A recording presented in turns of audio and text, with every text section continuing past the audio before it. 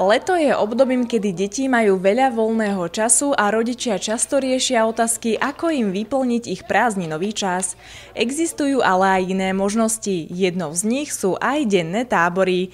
Tie napríklad už 3. rok ponúka knižnica Ružinov. Začali sme ako s drobným nápadom, že trošku ponúknuť rodičom počas prázdnin, odbremeniť ich a dať deťom príležitosť stráviť príjemné chvíle v knižnici aj trochu inou zábavou, nielen čítaním. No a vzhľadom na úspech, ktorý to zaznamenalo, takže už 3. krát 4 turnusy. Deti sa v dennom tábore ani trochu nenudili. Počas 4 turnusov bol program naozaj pestrý.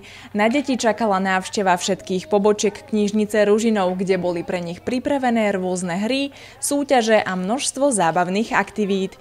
Samozrejme nechýbali ani prechádzky v parkoch. Deti trávili veľa času vonku, v prírode a jednoducho si svoj voľný čas užívali na maximum. Hráme sa tu všelijaké hry, teraz sa hráme dámu, potom sa budeme hrať šach a také dobre to je, bol som tu aj minulý rok, aj vtedy sa mi to tu páčilo, určite tu budeme mať veľa zábavy. Ja som tu prvýkrát. A aké máš zatiaľ pocity? Si tu prvýkrát, čiže ako to hodnotíš? Dobre zatiaľ. Páči sa mi tu dosť. Prečo? Lebo tu mám kamarátku. Už si niekedy bola v takomto knižničnom tábore, alebo si tu prvýkrát? Už som tu bola. Ja som tu prvýkrát, ale zatiaľ je to tu dobré. Asi je to lepšie ako doma.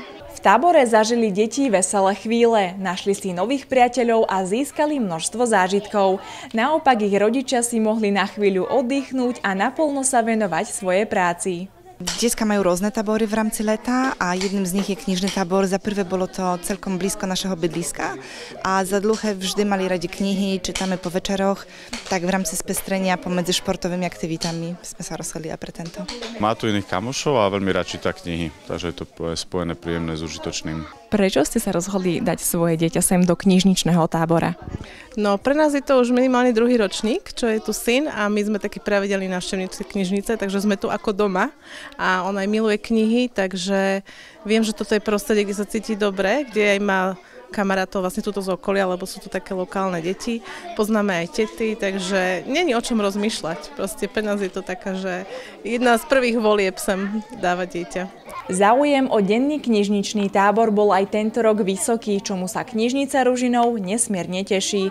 Preto určite nebude tento tábor chýbať v ponuke ani budúci rok. Záujem je naozaj veľký, čo nás teší, až taký, že ani nevieme teda všetkým výjsť v ústrety, ako by sme chceli, pretože priestory nás nepustia a nemôžeme mať tých detí viac.